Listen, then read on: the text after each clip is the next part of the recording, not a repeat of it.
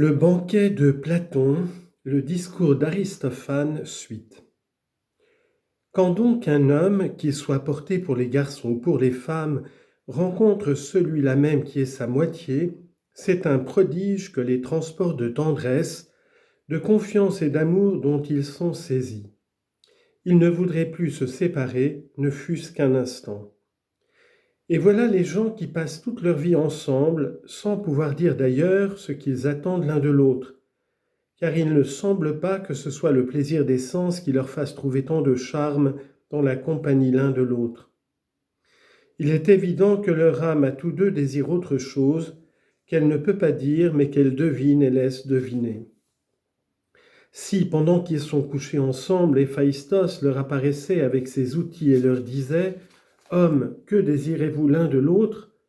Et si les voyant embarrassés, il continuait « L'objet de vos vœux n'est-il pas de vous rapprocher autant que possible l'un de l'autre, au point de ne vous quitter ni nuit ni jour ?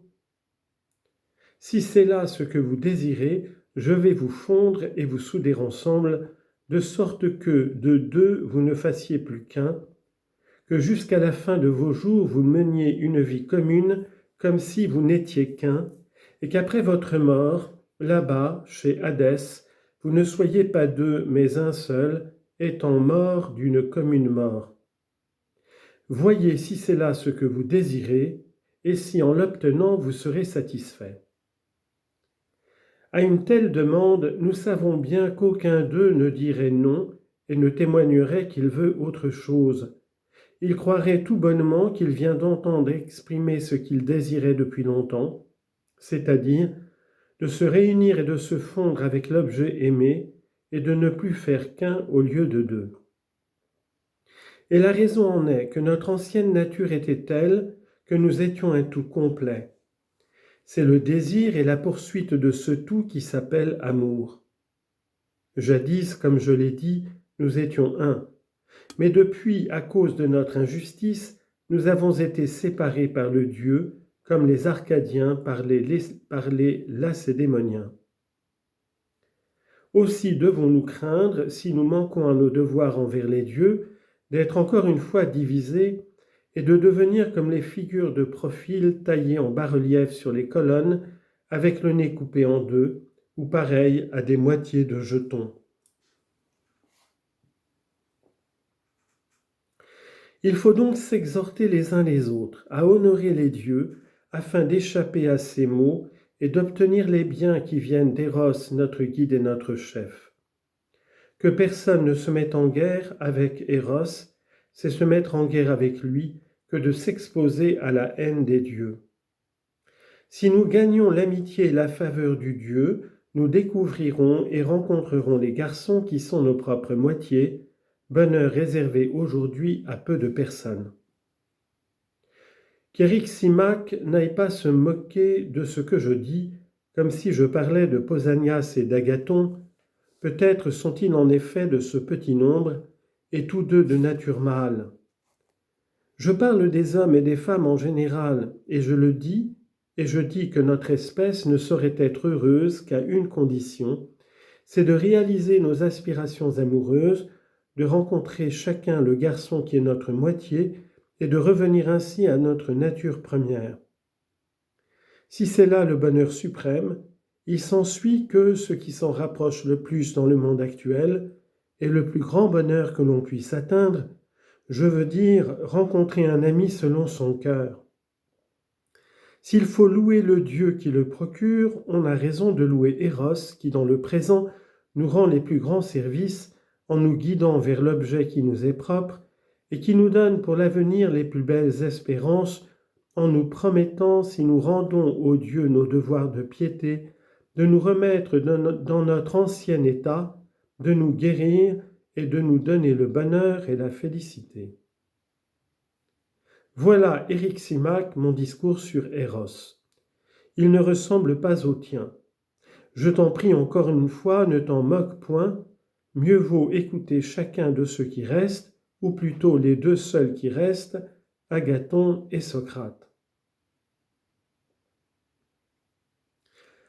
D'après Aristodème, Eryximaque repartit. Je t'obéirai car j'ai eu du plaisir à t'entendre, et si je ne savais pas que Socrate et Agathon sont des maîtres en matière d'amour, je craindrais fort de les voir demeurer courts après tant de discours si divers. Néanmoins, leur talent me rassure. Socrate répondit: Tu as bien soutenu ta partie, Eryximaque. Mais si tu étais au point où j'en suis, ou plutôt où j'en serais, quand Agathon aura fait son beau discours, tu tremblerais, et même bien fort, et tu serais aussi embarrassé que je le suis à présent. Tu veux me jeter un sort, Socrate, dit Agathon. Tu veux que je me trouble à la pensée que l'assemblée est dans une grande attente des belles choses que j'ai à dire. J'aurais bien peu de mémoire, Agathon, répliqua Socrate, si après t'avoir vu monter si bravement et si hardiment sur l'estrade avec les acteurs, et regarder en face sans la moindre émotion une si imposante assemblée, au moment de faire représenter ta pièce, je pensais maintenant que tu vas te laisser troubler par le petit auditoire que nous sommes. Et quoi, Socrate, dit Agathon, tu ne me crois pourtant pas si entêté de théâtre que j'aille jusqu'à ignorer que pour un homme sensé, un petit nombre d'hommes sages est plus à craindre qu'une multitude d'ignorants. J'aurais grand tort, Agathon, dit Socrate, de te croire si peu de goût. Je sais bien, au contraire, que si tu te trouvais avec un nombre restreint de gens qui te paraîtraient sages, tu aurais plus d'égard à leur jugement qu'à celui de la foule.